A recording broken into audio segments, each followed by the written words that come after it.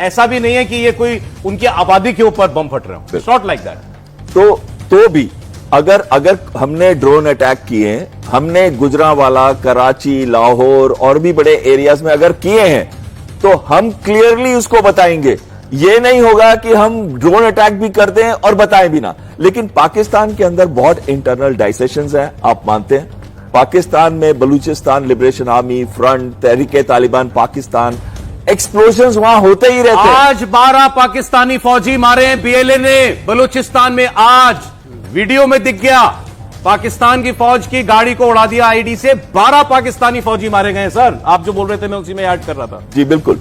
और अगर ये कहें कि क्या हमारे पास कैपेबिलिटी है जिससे हम वो वाले ड्रोन्स का इस्तेमाल करें, अब मैं नाम नहीं लूंगा, लेकिन वो वाले ड्रोन्स का इस्तेमाल करें कि इन शहरों पे पहुंच के वो अटैक कर सकते हैं, तो पाकिस्तान को मैं कहना चाहता हूं आपका कोई भी एरिया महफूज नहीं है, ना भारतीय वायुसेना से, ना भारतीय सेना से, ना भारतीय नौसेना से। हमारे पास सब तरह के ड्रोन्स हैं और सब तरह के वेपन सिस्टम्स हैं। बचा क्या सर पाकिस्तान में? गुजरांवाला, रावलपिंडी इनका जीएचक्यू है, सेना का हेडक्वार्टर रावलपिंडी में। वो कह रहे हैं रावलपिंडी में भी ड्रोन आ गया। तो रावलपिंडी से लेकर लाहौर, गुजरांवाला, नीचे कराची तक, पूरा आपका पंजाब से लेकर के पाकिस्तान का सिंध प्रांत कराची मतलब समंदर आ गया।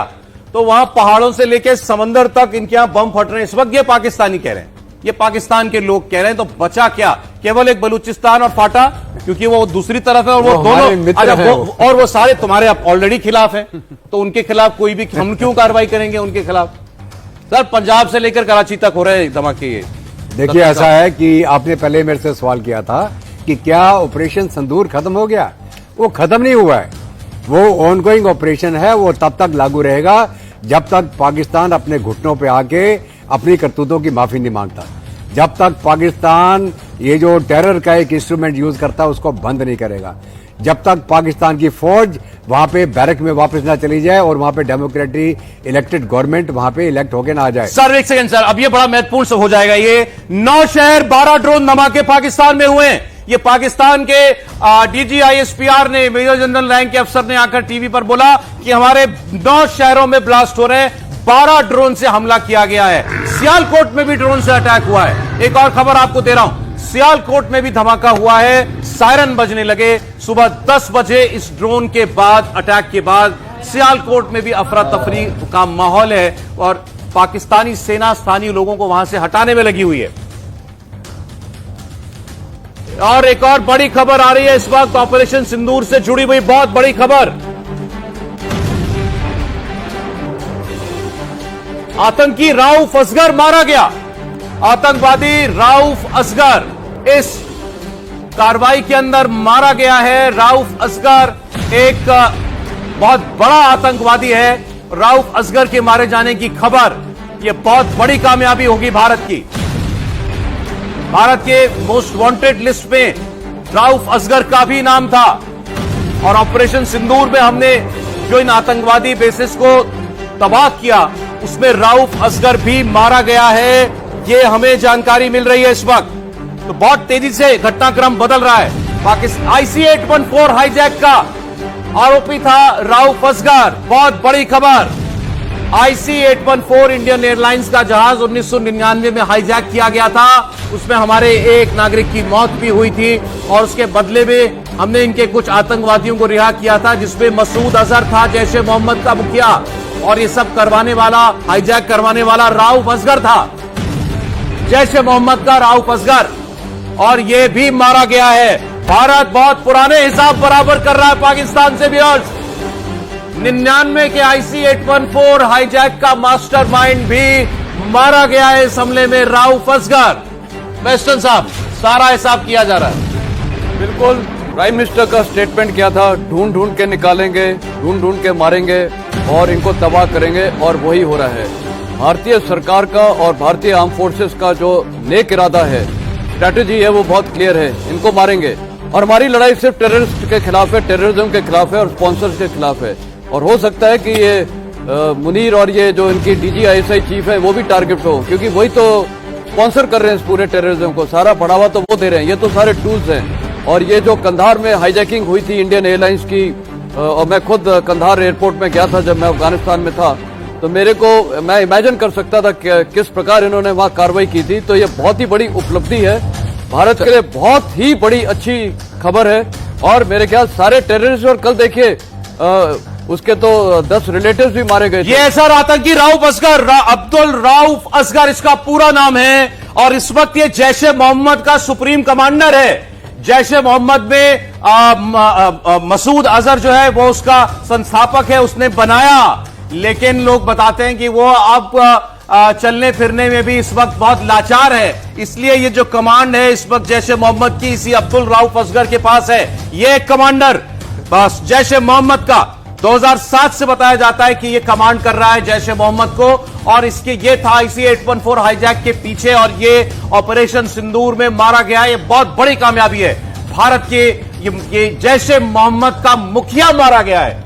सिन्हा साहब देखिए सौरभ, जब आपने देखा 7 तारीख के सवेरे जब ये हुआ था, तो भावलपुर से ये खबर आई थी कि मसूद अजहर और राउफ असगर, तो ये कंफर्म नहीं था। राउफ असगर अभी कहा जा रहा है 14 उसके फैमिली मेंबर्स जो कि मसूद अजहर के हैं उसके साथ में ये मारा गया है। इसकी कंफर्मेशन इसलिए आई कि कल पाकिस्तान आर्मी के ऑफिसर्स प्लस जितने भी आतंकवादी थे इनका जनाजा निकला था, उसके ऊपर में इन्होंने आर्मी चीफ का भी जो हम जाते हैं उसको चढ़ाते हैं वो चढ़ाया गया है। तो राउफ असगर का मारा जाना तो कंफर्म है। It is the one of the biggest, और ये हुआ है रात के हमले में जब आप भावलपुर में हुआ था। एक खबर वो भी आ रही थी कि मुरीदके में भी इसी तरह के आप जो सुपर्दे खाक करते हैं ये लोग, उस समय वहां की भीड़ थी, वहां पर भी कुछ आतंकवादियों के जो कि काफी बड़े हैं, उनके नाम खुल के नहीं आए हैं। मगर जो आप पूछ रहे हैं राउफ असगर के बारे में, देखिए ये बंदा जब 814, और ये कब हुआ था? दिसंबर 1919 में कारगिल वॉर के बाद जी, जो मसूद अजहर पकड़ा गया था, इंडियन आर्मी ने उनको पकड़ के जेलों में डाला था, और जब इन्होंने हाईजैक किया और हाईजैक करके कंधार ले गए तो मसूद अजहर को भी हमारे जेलों से छोड़ा गया, एवज में जो हमारे पैसेंजर्स थे। जी, ये उसका छोटा भाई है, उसका छोटा भाई, सगा छोटा भाई मौलाना मसूद अजहर का ये है अब्दुल राउफ असगर। ये मारा गया और ये इस वक्त कमांड कर रहा है, ये इस वक्त मुखिया है जैश ए मोहम्मद का, जैश ए मोहम्मद का सुप्रीम कमांडर है, और ये मारा गया है जो भावलपुर में एयर स्ट्राइक भारत ने की है। बहुत बड़ी कामयाबी है, इसीलिए रो रहा है मसूद अजहर कि काश मैं मर जाता, क्योंकि उसका छोटा भाई और जैश ए मोहम्मद को फिलहाल कमांड करने वाला राउफ असगर ये मार गिराया गया है इस भारत के ऑपरेशन सिंदूर के अंदर। IC 814 इसने कराया, सौरभ इसने पार्लियामेंट पर हमला कराया सर 2001 में, 2008 के मुंबई टेरर अटैक से भी ये जुड़ा रहा, 2016 का पुलवामा का हमला इसने करवाया, 2000 पठानकोट का हमला, 2019 का पुलवामा का अटैक इसने करवाया। इन सब हमलों के पीछे जो आतंकवादी था वो मारा गया। सौरभ, मैं और एक चीज आपको बता दूं, IC 814 जब हाईजैक होके कंधार गई तो उस समय भारत को रिप्रेजेंट करके नेगोशिएशन के लिए कौन गया था? श्री अजीत डोवल, ये भी थे, ठीक है। ये उस पूरी नेगोशिएशन टीम में थे जिन्होंने नेगोशिएट करके उस समय हमारे जो पैसेंजर्स थे और जहाज था उसको वहां से छुड़ा के लाए थे। तो ये पुराना हिसाब किताब जो डोवल साहब का इनके साथ में था वो आज चुकता हो गया। कुछ एक थोड़े बहुत बढ़िया बचे हुए हैं, उनका भी हिसाब किताब हो जाएगा। बहुत बढ़िया, वही डॉक्ट्रिन है, नेवर फॉरगेट नेवर फॉरगिव। अगर पास्ट में हमारी किसी गवर्नमेंट ने एक्शन नहीं लिया, 26/11 का नहीं लिया, उनका सबका हिसाब अब करेंगे। शानदार, अब करेंगे हम। शानदार। और ये जितने ये बहुत बड़ी कामयाबी है, बिल्कुल बहुत बड़ी कामयाबी, बहुत बड़ी कामयाबी है सर, बिल्कुल ठीक, आपने हिसाब बराबर हो रहे हैं सारे आतंकवादियों से। ऑपरेशन सिंदूर की कामयाबी ये है, राउफ असगर का मारा जाना, जैश ए मोहम्मद का मुखिया मारा गया, ये मारा गया, ये मौलाना मसूद अजहर का सगा छोटा भाई जो इस वक्त जैश ए मोहम्मद चलाता है। इसे कहते हैं आतंकवाद की कमर तोड़ना। और सौरभ, ये भावलपुर में मारा गया, 31 कोर जहां पर ये मारा गया है मरकज, वहां से मात्र 300 मीटर पे है। जी, इसके साथ साथ जरा तस्वीर चलाइए भावलपुर में, जहां पर जो तहस नहस किया है हमने इसका मुख्यालय, जहां ये मारा गया वो जगह भी देखनी चाहिए हमें। और ये भी बताइए कि वहां पर पाकिस्तान की 31 कोर का हेडक्वार्टर है, अच्छा। 150 किलोमीटर उनके 9 कोर का 31 कोर वहीं लोकेटेड है, एग्जैक्टली नेक्स्ट टू दिस।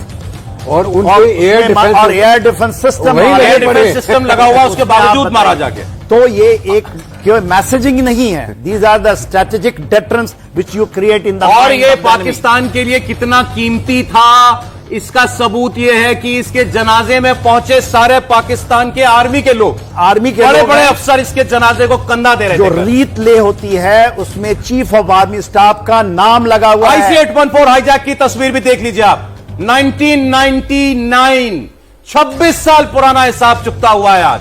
यह है कंधार एयरपोर्ट पर जब हमारे निहत्थे मासूम महिलाएं, बुजुर्ग, बच्चों, जवानों को एयरप्लेन में अगवा करके लोग ले गए थे।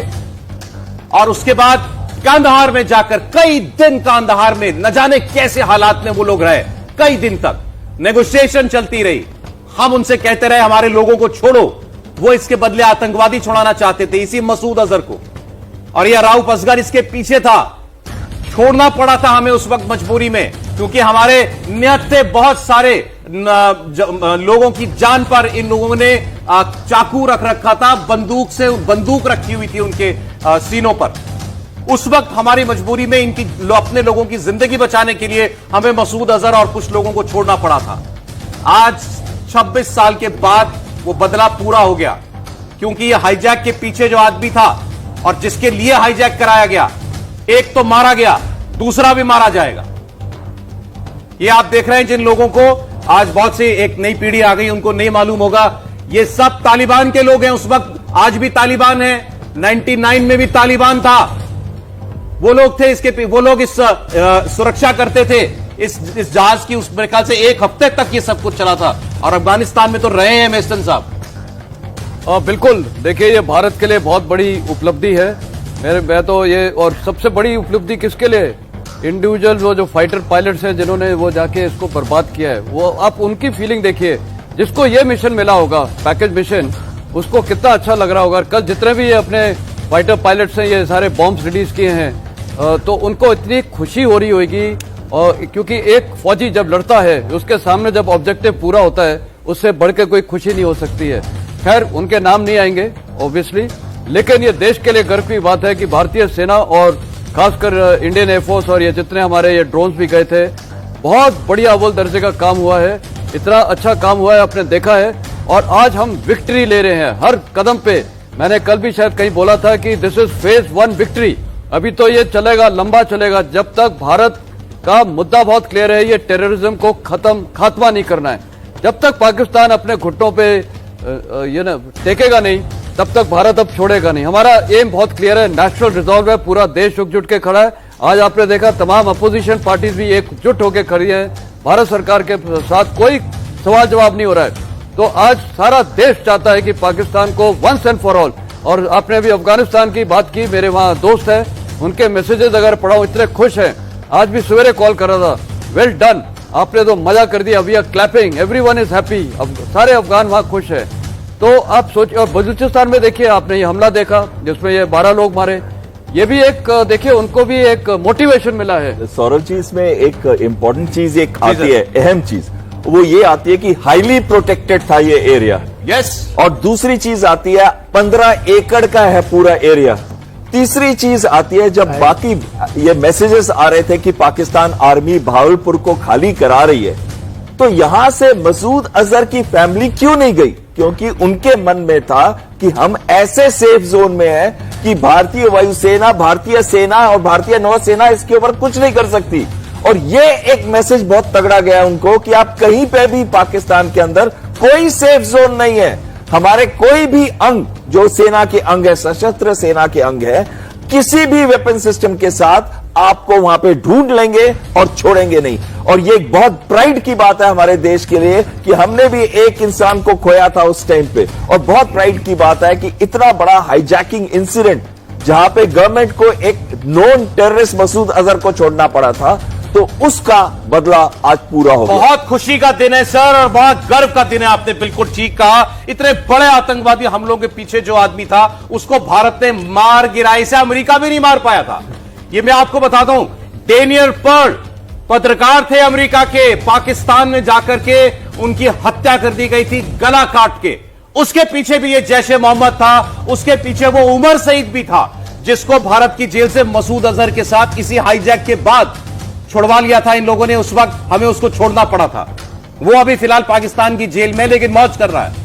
लेकिन ये आदमी, बिल्कुल ठीक बताया सर ने, ये आदमी तो अपने घर में रहता था, नाम के लिए मदरसा था, वहां आतंकवादी ये बनाता था और उनका कमांडर था। और इसके आसपास पाकिस्तान ने एयर डिफेंस सिस्टम लगा रखे थे इसके हेडक्वार्टर के पास, कि भारत की कोई मिसाइल का हमला कोई इसको छू ना पाए। उसके बावजूद इसको जाकर के मारा है। सिन्हा साहब, देखिए एक चीज मैं, क्योंकि आपके दर्शक और बच्चे जो अभी हैं, जो जवान हो रहे हैं, एक बहुत इंपॉर्टेंट चीज है जो उनको समझने की चीज है।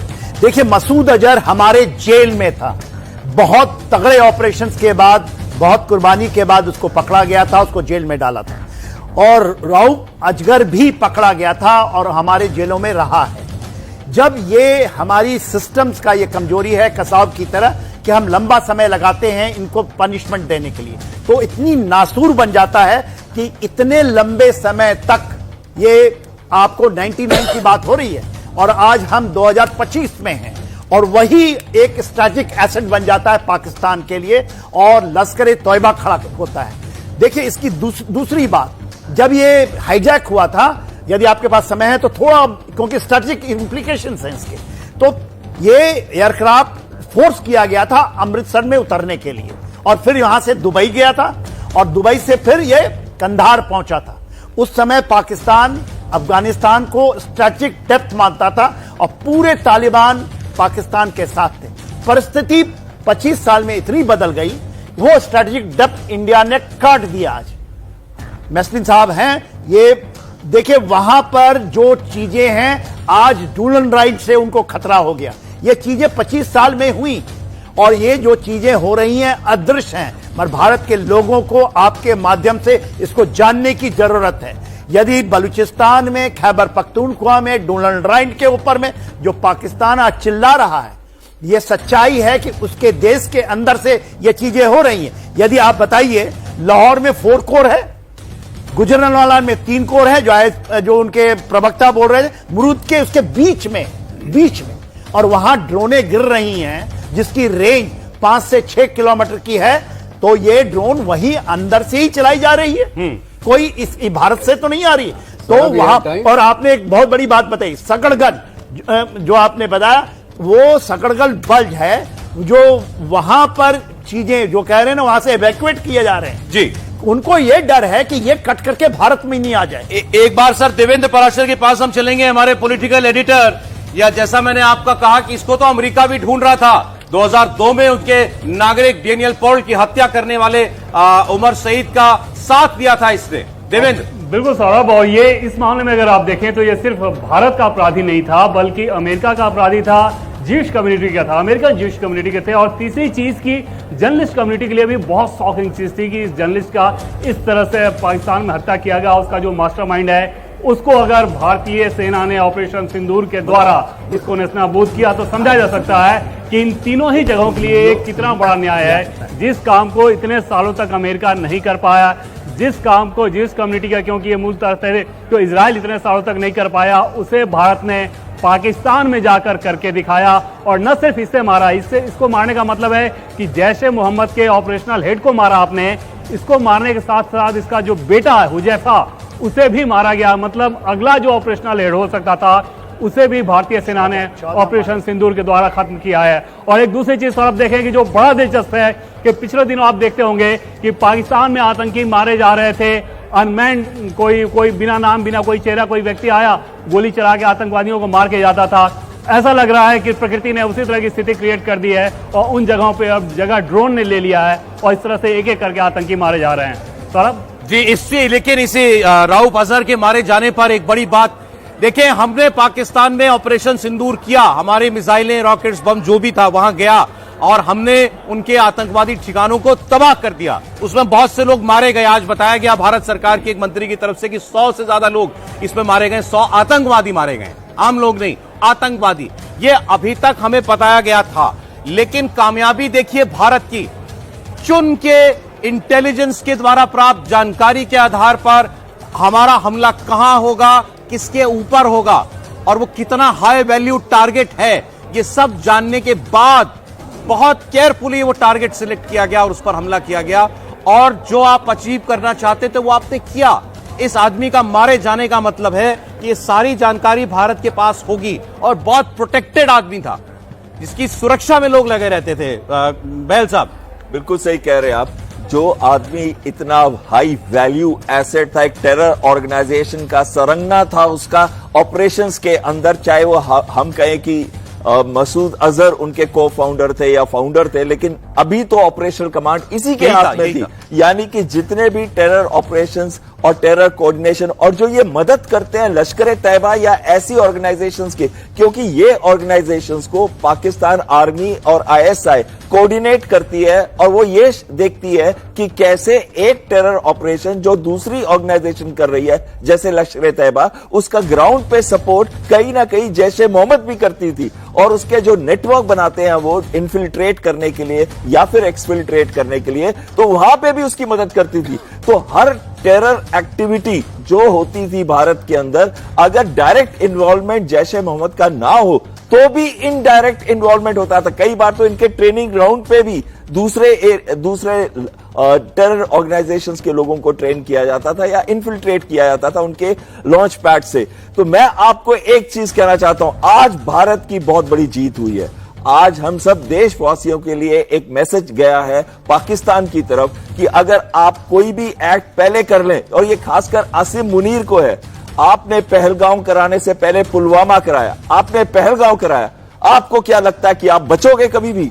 अरे आज नहीं, कल आप रिटायर हो जाओ, कहीं भी जाके छुप जाओ, आप हमेशा डर डर के जियोगे, एक खौफ की जिंदगी जियोगे, पीछे देखते रहोगे कि कोई मारने वाला तो नहीं आ रहा है। आज छोड़ दो ये सब कुछ, माफी मांग लो भारत से और दे दो इन सब टेरर इंफ्रास्ट्रक्चर जो लीडर्स हैं इनको हमारे हाथ में, तो शायद हम सोच रहे कि आपको माफ किया जाए कि नहीं।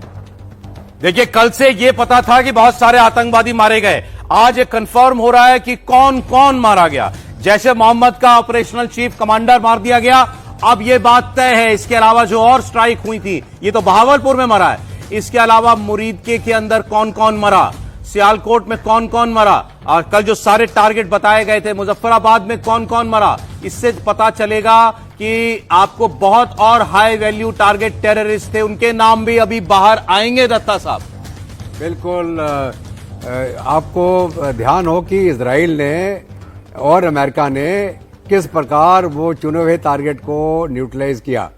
नसरुल्लाह के बारे में सुना होगा आपने, जो हिजबुल्लाह का वो था, उसको बड़ा प्रोटेक्टेड था, मल्टी स्टोरी अंडरग्राउंड बंकर था उसका, उसको चुन के मारा गया। किसके द्वारा? इजराइल ने मारा, ड्रोन ऑब्लिक मिसाइल स्ट्राइक, ठीक है ना। हमने इनको कैसे मारा? चुन के मारा by a drone oblique missile strike, ठीक है। कासिम सुलेमानी को कैसे मारा अमेरिका ने? Drone with a missile. Qasem Soleimani जो ईरान का जनरल था, जो पूरा जाके हमास को कोऑर्डिनेट कर रहा था, मारा उसी। और उसी प्रकार जब ईरान में उन्होंने उनको, जो हमास का लीडर था, उसको मारा, वहां कैसे मारा? जो भी चुन के मारा।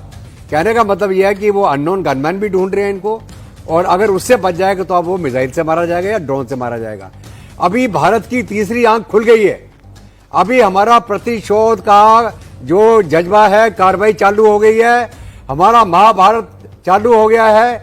और हमारा जो ट्राइडेंट का मतलब होता है त्रिशूल, शिव का त्रिशूल, जो उसको किलर ऑफ इवल, अब ये किलर ऑफ इवल के पीछे हम पड़ गए हैं। तो मैं तो यही सुझाव दूंगा पाकिस्तान की आवाम को, आप अपना जो इवल आपने घर में पाल रखा है, जो आपकी पाकिस्तानी फौज है, इसको बैरक में भेजें, इसे निजात पाएं।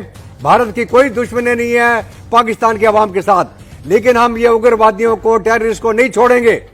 और उसी प्रकार बलूची भाइयों ने बोला है कि जो पाकिस्तान की फौज है वो मर्शनरी फौज है, कभी चीन के लिए काम करती है, कभी अमेरिका लिए काम करती है, उनको जहां से पैसा मिल जाए वो वहां की काम करती है, वो अवाम की फौज नहीं है।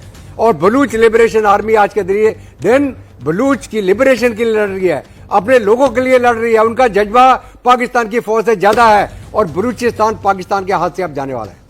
बलूचिस्तान हाथ से निकलेगा। आज भी 12 लोग मारे हैं उन्होंने पाकिस्तान की फौज के, लेकिन ये कैपेबिलिटी है, जैसा अभी दत्ता साहब ने बताया, जैसे इजराइल चुन चुन के मारता है ना, जहां आदमी खड़ा है वही मारता है उसको। उसने करके दिखाया इतने आतंकवादियों के साथ। भारत ने भी वही किया है। भारत को ये इंटेलिजेंस मिली, ये बड़ी कामयाबी कि यहां पर ये है, राउफ असगर है, और मसूद अजहर भी था। उनके ऊपर हमला, डायरेक्ट पिन पॉइंटेड हमला था ये, जो बहावलपुर में ऑपरेशन सिंदूर में हमने किया है, और उसमें इस व्यक्ति का मारा जाना एक, अब तो बिल्कुल सही कह रहे थे, ये जिंदगी भर डर डर के जिएंगे। अब देखिए, जो खौफ जब हम पैदा करते हैं, और क्रेडिबल खौफ, वो खौफ है कि आप मूवमेंट कीजिए। और देखिए, थोड़ा सा इसको और जरा हम डेप्थ में ले जाएं, जो हमारी टारगेट सिलेक्शन थी, इतनी तगड़ी 9 टारगेट जो सिलेक्शन थी, यदि आप केवल जेईएम का लें, जेईएम का जो लॉन्च है वो 2 जगह से होता है। एक होता था मुजफ्फराबाद के नीचे बिलाल, जो 30 किलोमीटर था, जिसको उड़ा दिया गया, और दूसरा कोटली के नीचे अब्बास कैंप, जहां पर 15 से 16 फिदायन, ये देखिए फिदायन और नॉर्मल आतंकवादी में बहुत अंतर है। फिदायन का जो कॉन्सेप्ट है वो वहां से लॉन्च होता था, उसको इंडियन आर्म फोर्सेस ने उस जगह मारा, और इस चीज से मारा है, वो रॉकेट से नहीं मारा, क्योंकि उनके जो हट्स थे 15, तो 15 मिसाइल नहीं गए, ये गए हैं हैवी आर्टिलरी एक्यूरेट फायर से, उसको तबाह किया गया है, और वहां से लॉन्च को खत्म किया।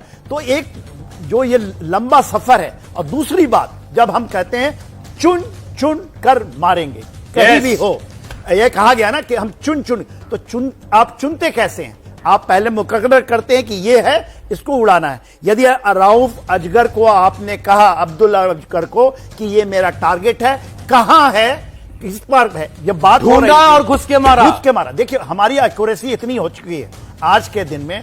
इवन जब हम बात करते हैं MQ-9 रैपिड ड्रोन, जब उन्होंने बात किया कासिम सुलेमानी जनरल का, जो कि IRGC का कमांडर था पूरे वेस्ट एशिया के अंदर, चाहे वो हमास, हिजबुल्ला या हुती, उसको पूरा खड़ा करने की जिम्मेवारी उसकी थी। अमेरिका ने जब वो इराक से जा रहा था एयरपोर्ट की तरफ, तो एक MQ-9 पिन पॉइंट हेडशॉट मिला उसको, वो अपनी गाड़ी में था, उसके सर से गए, उसके बगल वाले को। सर, अब मुझे यकीन है जी, अब यकीन है, ये मर गया, इसका बड़ा भाई, आतंकवाद का वहां आप कह सकते हैं एक बहुत बड़ा नाम है मसूद अजहर, इसका बड़ा भाई। छोटा भाई मरा, बड़ा भी मरेगा, मसूद अजहर मरेगा, हाफिज सईद भी मरेगा, और दाऊद भी मरेगा। ये कैपेबिलिटी भारत ने दिखा दी है, अब ये ढूंढ के मारेंगे तुम्हें। बिल्कुल। और सौरभ जी, एक चीज आती है इसमें, कल अगर आप ट्रंप का स्टेटमेंट देखें तो उन्होंने ये जरूर कहा है कि सिचुएशन इज शेमफुल, लेकिन सिचुएशन इज अ शेम, लेकिन उन्होंने साथ में ये भी कहा है कि अब टिट फॉर टैट हो गया है। यानी कि टिट क्या था, जो पाकिस्तान ने किया था, और पाकिस्तान ने किया कहां, पहलगाम के अंदर। तो ये अमेरिका बिलीव कर रहा है आज कि ये बात सही है कि पूरा का पूरा ऑपरेशन पाकिस्तान से कंट्रोल कोऑर्डिनेट हुआ है, और पाकिस्तान उसका रिस्पॉन्सिबल था, और ये आतंकी एलिमेंट्स पाकिस्तान से आए। तो जो उन्होंने कहा कि जो टिट था उसका टैट हो गया, यानी कि भारत ने स्ट्राइक कर दी है, और अब दोनों को चाहिए डी एस्केलेट करें। लेकिन अब जब तक डी एस्केलेट हम नहीं करेंगे, जब तक कि आतंकवाद as a tool Pakistan use नहीं करता। और जैसे आप कह रहे थे, अरे आजकल तो वो कैपेबिलिटी है सभी देशों, काफी एडवांस देशों के पास, आप कहीं पे भी जा रहे हो, आपको pin point pickup real time में कर लिया जाएगा। ड्रोन्स जो ऑलरेडी हवा में होते हैं, या फिर हम और दूसरे सिस्टम्स का इस्तेमाल करके उनको टारगेट कर सकते हैं। और ये हमने प्रूव किया है, हमने नहीं, इजराइल ने प्रूव किया हनीये को मारने में भी। यानी कि ईरान के अंदर सबसे सुरक्षित जगह में, उनके ऑफिस, उनके एनक्लेव के अंदर, आर्मी के एनक्लेव के अंदर, अगर दो देश दुनिया के, बाकी मेहमान ज्यादा जानते हैं, मेरी जानकारी में केवल 2 देश ये काम कर पाए थे हमसे पहले, अमेरिका और इजराइल। अमेरिका ने मारा था एमन अल जवारी को, याद कीजिए, उसामा बिन लादेन के बाद नंबर 2 अलकायदा का, उसको मारा था। वो अपनी बालकनी में खड़ा था या घर के अंदर था, ऊपर से मिसाइल आई, खत्म हो गया था। ये अमेरिका ने किया था। और ईरान ने किस किस को मारा, सब आपने बता दिया अभी। और ये उस दुनिया में और तीसरा देश नहीं है जिसने ये काम किया। सबसे बड़ा जो हुआ है इस तरह का असैसिनेशन, इस्माइल हानिया जो हमास का लीडर था, वो कहां, कतर से वो गया था ईरान, उनके मेजर सिटी में था, और वहां पर जो इजराइल ने किया वो तो है दुनिया। और कहां पर, उसको भी उसके घर के अंदर, और इतना पिन पॉइंट था कि केवल वो मारा गया। इस्माइल हानिया इज द बिगेस्ट टारगेट। ये अमेरिका और इजराइल ही कर पाया था आज तक, जो आज हमने करके दिखाया मिस्टर साहब। बिल्कुल, भारत अभी बहुत क्लियर है। पहली बात अमेरिका और इजराइल ने किया था और किया हुआ है, काफी अच्छे टारगेट्स उन्होंने किए हैं। अल जवारी जो इन्होंने अफगानिस्तान काबुल के पास ही वो अपनी बैल्कनी के पास खड़ा था, आज भारत ने भी वही किया है। देखिए, सबसे काबिलियत तारीफ ये है कि ये जो टारगेट्स हैं ये बहुत ही प्रिसीशन ओरिएंटेड टारगेटिंग थी, कोई कोलेटरल डैमेज नहीं हुआ है, सब कुछ बिल्कुल। दूसरा, ये इंटेलिजेंस तो थी हमारे पास कि यहाँ इनके कैंप्स हैं, लेकिन इन लोग का होना वो भी बहुत जरूरी है। तो इसका मतलब हमारी इंटेलिजेंस, हर प्रकार की इंटेलिजेंस, ह्यूमन इंटेलिजेंस से लेके सर्वेलेंस इंटेलिजेंस, और हर तरह से ये हमारे पास इनपुट्स है कि ये लोग यहाँ पर हैं, और खासकर जो सर्वेलेंस ऊपर से हो रही है वो भी बहुत जरूरी है, सैटेलाइट वगैरह। दूसरा, ये जब मिशन को सिलेक्ट किया गया, टारगेट्स को सिलेक्ट किया, इस पे आप सोचिए वो पायलट्स की कितनी डिटेल ब्रीफिंग की होगी, क्योंकि आपने कल ही देखा है मुरीदके में ही वो किस प्रकार वो एक ही बिल्डिंग ध्वस्त हुई और दाएं बाएं कितने वहां पर मकान थे, किसी भी मकान को कोई हानि नहीं हुई है। तो मेरे ख्याल आज पूरा विश्व ये दृश्य देख रहा है और वो भारतीय सेना की एक प्रोफेशनलिज्म को एडमायर करेगा। ये है एक प्रोफेशनल स्टैंडर्ड। और आपने देखा ये जिस प्रकार अल जवारी को अमेरिका ने मारा था या इजराइल ने ये हानिया को मारा, तो वो भी बिल्कुल पिन पॉइंटेड टारगेटिंग थी, किसी और को डैमेज नहीं हुआ है। मतलब चुन चुन के मारना, चाहे वो गाड़ी में जाएंगे। और अब तो मेरे को लग रहा है इंडिया के पास इतनी कैपेबिलिटी है कि अगर ये लोग गाड़ी से भी एक जगह से दूसरी जगह जाएंगे, हैरानी नहीं होनी चाहिए कि उसको भी हम टारगेट कर सकते हैं। तो ये मेरे ख्याल वी आर विश्व में हम एक पावर हैं, और 3 देशों में अभी आपने नाम लिए तो हम भारत है। एक ऐड करूं यदि समय है तो। देखिए सौरभ, यदि हम कहते हैं इंडिया हैज क्रॉस्ड एवरीवन, ये इसलिए मैं बोलता हूं, जरा इसको ध्यान से सुनिएगा। देखिए 27 मोस्ट डिक्लेयर्ड हमारे वांटेड हमारे लिस्ट में थे, वो आज पाकिस्तान के मारे गए हैं। और कब वो जाते हैं, मीटिंग करते हैं, उनके आर्मी से वहां से आते हैं वो, और उसके बाद उनको सफाया हो जाता है। हम तो क्लेम ही नहीं करते हमने मारा है, मगर यही तरीका है। इस्माइल हानिया मारा गया, इजराइल ने बोला हमने नहीं मारा, और ठीक है, किसने मारा, it is not the taking of credit. 27 most wanted Indian के जो टेररिस्ट थे आपने पाकिस्तान में खत्म कर दिया, और उसकी संख्या बढ़ती जा रही है। इसमें यदि आपने दिया, इसको तो हमने एब्सोल्युटली ओवर्ट तरीके से निकाला है कि हमने ओवर्टली निकाला है, कोवर्टली तो हमारा जो ये मिक्स है, overtly and covertly and direct indirect, this is what the thing is. और यही है, यही आपके इतनी भय पैदा करेगा कि आने वाली नस्लें कभी आपके जिहादी नहीं बनाएंगे।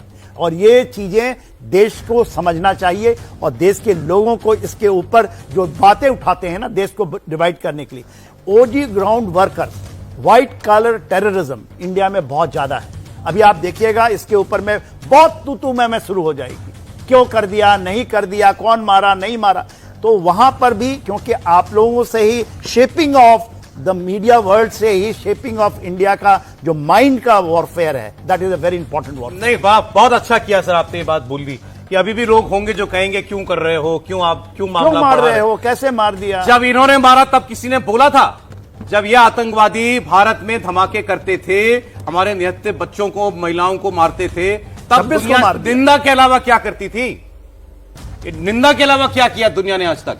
हमारे एकाध साथी देशों को छोड़ दें, आपने पाकिस्तान को अगर दुनिया ने जवाब डाला होता कि बंद करें ये फैक्ट्री आतंकवाद की, तो उनको हक था आज भारत को कुछ कहने का। क्यों वो भारत को कहेंगे?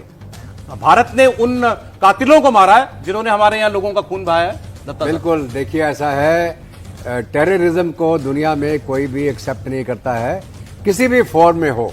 अब जो मर्जी उसको दर्जा दे दे। मैं आपको एक पॉलिसी बताना चाहूंगा जो दुनिया के काउंटर टेररिस्ट फोर्सेस इस्तेमाल करती हैं। जब हमने अपने भारत का पहला काउंटर टेररिस्ट यूनिट रेज किया, उसका नाम था स्पेशल ग्रुप, तो मैं उसमें वॉलंटियर होके गया और हम गए ट्रेनिंग करने के लिए। SAS इंग्लैंड, GSG 9 बहुत जगह पे हम गए। बाहर से हम उनका जो टेक्नोलॉजी थी, तरीके थे, वो लेके आए।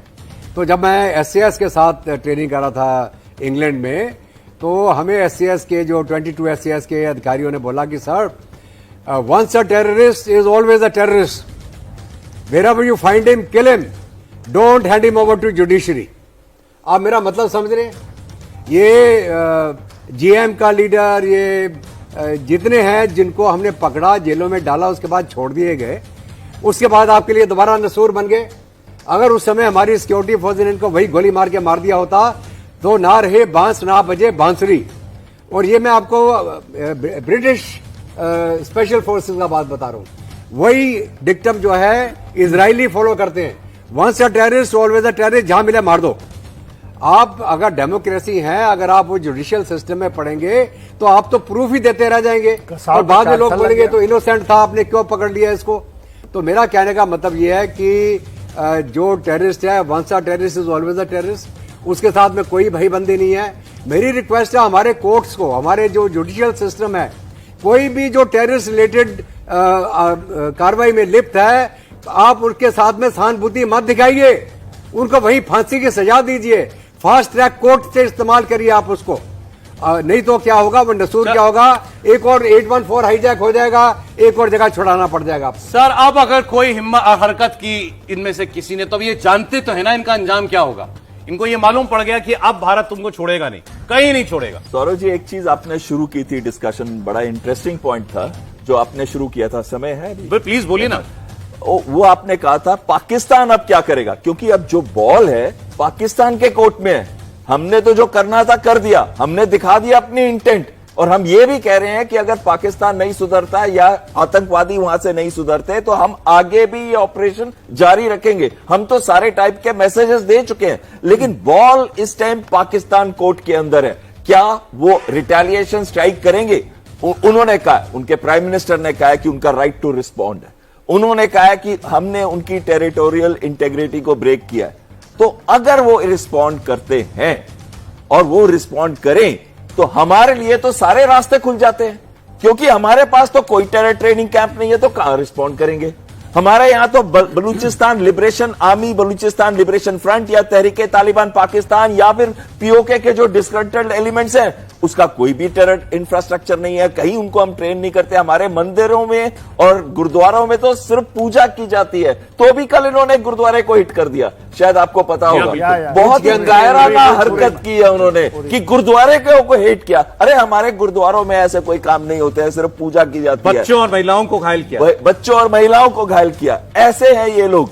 और मैं आपको बता रहा हूं, अगर आप रिस्पॉन्ड नहीं करेंगे, अगर करेंगे तो हम छोड़ेंगे नहीं, और रिस्पॉन्ड नहीं करेंगे तो आपकी इज्जत वैसे ही नहीं है। मसूद अजहर की इच्छा पूरी करनी है, लेकिन उसने कहा काश मैं मर जाता। बिल्कुल, उसका भाई मर गया और लोग मर गए परिवार। तो वो एड्रेस क्यों नहीं भेज रहा? एड्रेस भेज दे, हमारी सेना उसकी इच्छा पूरी करेगी। देखिए, एक इंपॉर्टेंट चीज सौरभ, जो हमें लोगों को, आपको और हम सबको समझना है। देखिए, पाकिस्तान में क्यों करता है फायरिंग हमारे पुंछ, राजौरी, ये तकरीबन वहां पर हमारे मुस्लिम आबादी है, जो हमारे लोग हैं, जो भारतीय हैं, जो अंदर से एकदम, और वो हमारे सेनाओं में भी अपना योगदान देते हैं। हम जब रिटेलिएट करते हैं, हम उनके मिलिट्री टारगेट में करते हैं, वो हमारे सिविलियन को मारते हैं। इसलिए उनको ये पता है कि यदि हम रिटेलिएट करके यदि सिविल को कुछ होता है, पीओके खास करके, तो कुछ फर्क नहीं पड़ता उनको। फर्क कहां पड़ता है? जब उनके पंजाब को हिट करते हैं। और पहली बार यह हुआ है, हमने पंजाब में हिट किया है। भावलपुर, मुर्दके, सियालकोट, ये जो अभी अब पाकिस्तान, ये पहली बार हुई है और लोगों को समझना पड़ेगा, क्योंकि पाकिस्तान ये कहता है कि उसकी जो एक छोटी सी आत्मा है कहीं खाली पंजाब में बसती है और पूरा टेररिज्म फैला रखा है अपने देश के अंदर। सर, मेरे पास कुंडली आ गई इस आदमी की, मैं जरा वो पढ़ दूं। अब इस आदमी के बारे में आप जानिए। इतना हमने आपको बता दिया, ये मसूद अजहर का छोटा भाई है जो मारा गया है, लेकिन इतना ही भर नहीं है। ये जैशे मोहम्मद का फिलहाल कमांडर था, ऑपरेशनल कमांडर, मुखिया यही था। वो भाषणबाजी और इधर उधर तकरीरें करना, लोगों के मन में जहर बोने का काम करता था इसका बड़ा भाई मौलाना मसूद अजहर, जिसने जैशे मोहम्मद बनाया था। लेकिन उसके बाद ये हैंडओवर कर दिया था उसने इसको। सुनिए आप, रऊफ असगर के कई नाम हैं। अब्दुल रऊफ असगर भी कहते हैं इसको, मुफ्ती असगर, साद बाबा, मौलाना मुफ्ती रऊफ असगर, अब्दुल रऊफ अजहर अलवी, ये सारे नाम इसके हैं। और एक और बड़ी खबर, प्रधानमंत्री की अपने सचिवों के साथ एक हाई लेवल मीटिंग इस वक्त चल रही है। देश की सुरक्षा पर प्रधानमंत्री नरेंद्र मोदी ने चर्चा की है।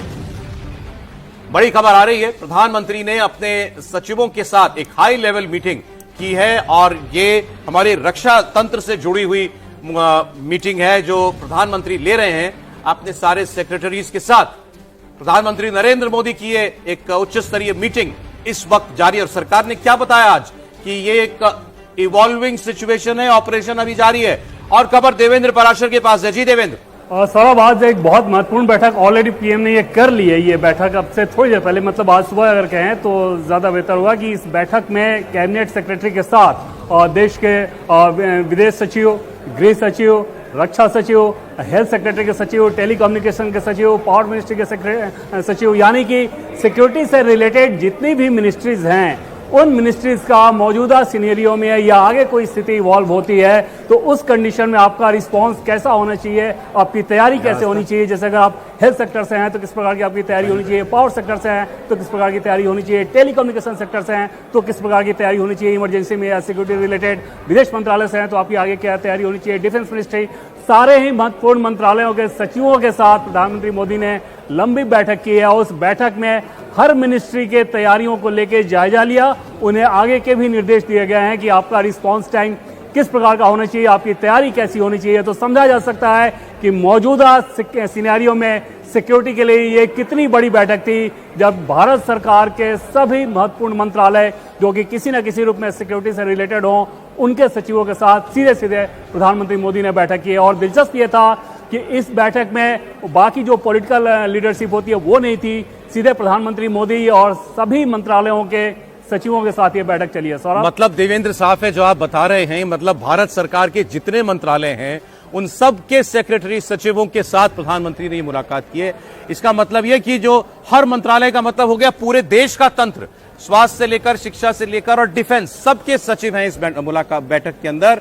और ये एग्जीक्यूशनर्स हैं जो सारी ब्यूरोक्रेसी हमारी चलाते हैं, उनके साथ सीधे प्रधानमंत्री जो हैं वो बातचीत कर रहे हैं, उनको निर्देश दे रहे हैं। और आज के हालात में हमारे देश के किसी भी सेक्टर पर कहीं कोई इंपैक्ट पड़ने की स्थिति हो तो उससे कैसे डील करना है ये बताया गया है उनको। देवेंद्र, सही? जी हाँ, बिल्कुल सौरभ। और इस लिहाज से अगर आप देखें तो जब हम ये कह रहे हैं कि ऑपरेशन सिंदूर अभी जारी है, जब हमने मॉक ड्रिल किया, जब हम ये कह रहे हैं कि आतंकवाद के खिलाफ जो हमारी जवाबी कार्रवाई होगी वो देश का ये संकल्प है कि आतंकवाद को खत्म करना है, तो हम किस हद तक अपने आप को तैयार कर रहे हैं। यानी कि पाकिस्तान किसी प्रकार का दुस्साहस करने का सोचे तो हमारा सिस्टम किस प्रकार से एकदम से तैयार रहना चाहिए और किसी भी लेवल के लिए तैयार रहना चाहिए। इस बैठक का सबसे बड़ा मंत्र जो है, जो संदेश है, वो यही था कि आप हर इवेंचुअलिटी के लिए तैयार रहें, आपका रिस्पांस टाइम बहुत क्विक हो, आपकी तैयारी बहुत बड़ी होनी चाहिए और जो भी अगर इमरजेंसी सिचुएशन आए तो आपको कैसे टैकल करना है। अगर आपको किसी और रूप में, अगर जैसे सेना को मदद करनी है, टेलीकम्युनिकेशन को, तो उसे किस प्रकार से मदद करनी चाहिए। पावर मिनिस्ट्री से रिलेटेड सचिव को यह पता होना चाहिए कि अगर कोई इमरजेंसी आई तो आपको कैसे हैंडल करना चाहिए। तो कुल मिलाकर सिक्योरिटी रिलेटेड ये आप कह सकते हैं सौरभ कि पिछले 11 साल में ये पहली बार ऐसा हुआ है कि सिक्योरिटी को ध्यान में रखते हुए सचिवों के साथ सीधे सीधे प्रधानमंत्री मोदी की बैठक हुई हो, मौजूदा हालात को ध्यान में रखते हुए। ये आज कोई और आज प्रधानमंत्री की और बैठकें भी हुई हैं आज दिन में, देवेंद्र, कोई जानकारी? एनएसए अजीत डोभाल के साथ तकरीबन 1 घंटे की उनकी बैठक हुई थी। आज जो 2 महत्वपूर्ण बैठक हुई है उसमें यह है कि एक तो एनएसए अजीत डोभाल के साथ लगभग 1 घंटे की बैठक हुई और दूसरी ये बैठक जिसमें सचिवों के साथ उन्होंने बैठक की है, दोनों ही सिक्योरिटी रिलेटेड थी। ऑल पार्टी मीटिंग के बाद भी एक उम्मीद जताई जा रही है कि वो एक बैठक होगी जिसमें पीएम को ब्रीफ किया जाएगा कि ऑल पार्टी में बाकी सभी दलों के नेताओं को क्या कुछ करना था। लेकिन अभी की जो ये बैठक थी सौरभ, जो अब से थोड़ी देर पहले खत्म हुई थी, वो बहुत ज्यादा महत्वपूर्ण है संदेश के लिहाज से कि पीएम ने, जिसे कहते हैं, एक और बड़ी खबर देखिए देवेंद्र इस वक्त आ रही है, पाकिस्तान का एयर डिफेंस सिस्टम तबाह हो गया है। HQ-9 एयर डिफेंस सिस्टम तबाह कर दिया गया है। ये खबर मैं इस वक्त आपको दे रहा हूं, पाकिस्तान का एयर डिफेंस सिस्टम पूरी तरीके से डिस्ट्रॉय हो चुका है। ये खबर इस वक्त की है, तभी वो कह रहा है कि उसके यहां ड्रोन आकर के गिर रहे हैं। और आपने देखा भारत की 24 मिसाइलें पाकिस्तान के ऊपर गिरी थी, एक मिसाइल अपने टारगेट पर पहुंची, पाकिस्तान एक मिसाइल को भी नहीं रोक पाया था। इसका मतलब पाकिस्तान का एयर डिफेंस सिस्टम पूरी तरीके से बर्बाद हो चुका है, कह सकते हैं सर। ये देखिए HQ-9 जो उनका सिस्टम है ये सबसे एडवांस सिस्टम है। इसकी रेंज 260 किलोमीटर तक है और ये बैलिस्टिक मिसाइल डिफेंस भी प्रोवाइड करता है 25 किलोमीटर तक। अगर एक इसका HQ-9BE को इन्होंने डिस्ट्रॉय किया है तो पाकिस्तान का एक मेजर गैप उनके एयर डिफेंस में कहीं जिस जगह पे ये डिस्ट्रॉय हुआ है वहां पे हो गया होगा। लेकिन इसका यह मतलब नहीं कि उनके पास और सिस्टम नहीं है, उनके पास और भी सिस्टम है। उनके पास HQ-9BE के और सिस्टम है, HQ-916FE है, उनके पास FD-2000 है, LY-80 है, ऐसे करके उनके एक इंटीग्रेटेड HQ-9 उसका एक हिस्सा है, आप कह रहे हैं बड़ा हिस्सा है। HQ-9BE उसका एक मेजर हिस्सा है, लेकिन उसका एक यूनिट को अभी तबाह और बर्बाद की आप खबर दिखा। नहीं, ये चाइनीज है, ये चाइनीज सिस्टम है और ये चाइनीज लॉन्ग रेंज सिस्टम है। इनके पास सबसे लॉन्गेस्ट रेंज सिस्टम यही है। मैं अब सर देखिए, क्योंकि सरकार कह रही है, अभी जानकारी अभी बाद में दी जाएगी कि ऑपरेशन चल रहा है अभी, ये तो हमारे निशाने पर नहीं थे ना 6-7 मई की रात। नहीं, ये निशाने पे नहीं थे क्योंकि हमारे सिर्फ टेरर टारगेट्स निशाने पे थे। ठीक, तो जो हुआ बाद में हुआ उसके, जो हुआ बाद में। क्वेश्चन मार्क है, अब आएगा खबर तो पता लगेगा। देखिए, मैं फिर बता रहा हूं, जो भावलपुर है मुरीद के है उसमें एयर डिफेंस सिस्टम उनकी लगी हुई थी। ये जो भावलपुर में है उस वहां पर 31 कोर है, वो पूरा गाइडेड है और पूरा एयर डिफेंस सिस्टम लगे हुए हैं। तो उसको यदि सप्रेस किया गया हो सकता है, क्योंकि हमारी मिसाइल वहां भी गई होगी टारगेट। तो ये यदि खबर आती है कि इंडिया ने कल किया है तो क्या इस ऑनगोइंग प्रोसेस है। देखिए, HQ-9 एयर डिफेंस सिस्टम जो है, इसकी कंपैरिजन जो चाइना करता है वो S-400 से करता है। ये एयर डिफेंस सिस्टम है, इसकी तुलना वो S-400 से करता है। जी हाँ, नहीं, तो कर नहीं सकता, कर नहीं सकता। देखिए, इसने पढ़ी, कर नहीं सकता दूसरी बात है। इसकी 250 है, उसका 400 रेंज है, मगर उसका क्लेम है कि इट इज एज गुड नहीं, it is better than S-400, range कम है। तो ये चाइना का क्लेम ऐसे ही होगा, उसका क्लेम है ये, और ये उसका मेजर स्टे है पाकिस्तान का। It is a major dent, यदि हुआ है it is a major dent and is a major concern and a major achievement.